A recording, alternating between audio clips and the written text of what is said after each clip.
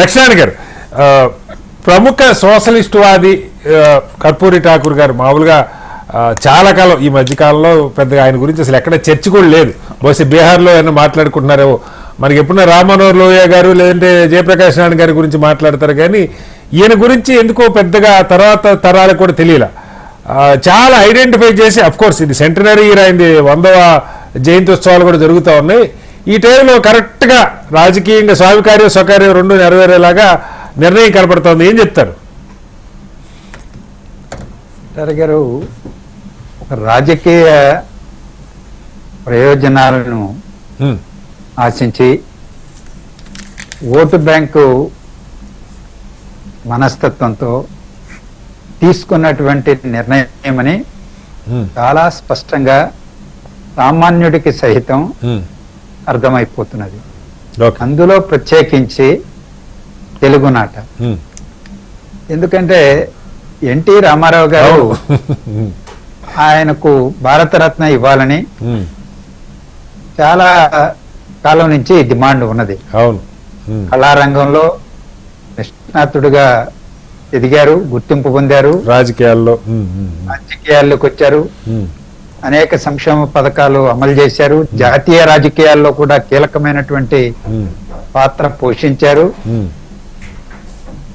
అలాంటి వ్యక్తికి ఇవ్వాలని చెప్పి డిమాండ్ ఉన్నా కేంద్ర ప్రభుత్వం దాని పట్ల ఏనాడు ఆలోచన చేయలేదు. ఈరోజు 2024 ఎన్నికల నోటిఫికేషన్ జారీ కాబోతున్నటువంటి నేపథ్యంలో బీహార్లో బాగా పలుకుబడి పేరు ప్రతిష్టలు ఉన్నటువంటి, మీరన్నట్లు సోషలిస్టు భావాలు కలిగినటువంటి నాయకుడు, మాజీ ముఖ్యమంత్రి, అలాగే బీసీలని గుర్తించి వాళ్లకు రిజర్వేషన్లని 1978 కాలంలోనే అమలు చేసినటువంటి వ్యక్తిగా గుర్తింపు ఉన్నది. ఓబీసీలు బాగా ఆదరిస్తున్నటువంటి వ్యక్తే. కానీ ఇవాళ బీజేపీతో ఉన్నటువంటి నితీష్ కుమార్ గారు కూటమి నుంచి బయటికెళ్లి ఆర్జేడీ, కాంగ్రెస్, లెఫ్ట్ పార్టీలతో కలిసి అధికారంలో ఉండి ఎన్నికలను ఎదుర్కోవడానికి ఇండియా కూటమి ఏర్పాటులో కూడా కీలకమైనటువంటి పాత్ర పోషించినటువంటి సందర్భంలో బీజేపీలో ఒంటరి అయిపోయినటువంటి పరిస్థితి, బీహార్లో ఒంటరి అయిపోయిన పరిస్థితి బీజేపీకి. సరే, రామ్ విలాస్ పాస్వాన్ వాళ్ళ కుమారుడు వాళ్ళు ఉన్నప్పటికీ ప్రధానమైనటువంటి శక్తులు ఎవరు కూడా బీజేపీతో మైత్రి కోరుకోవడం లేదు.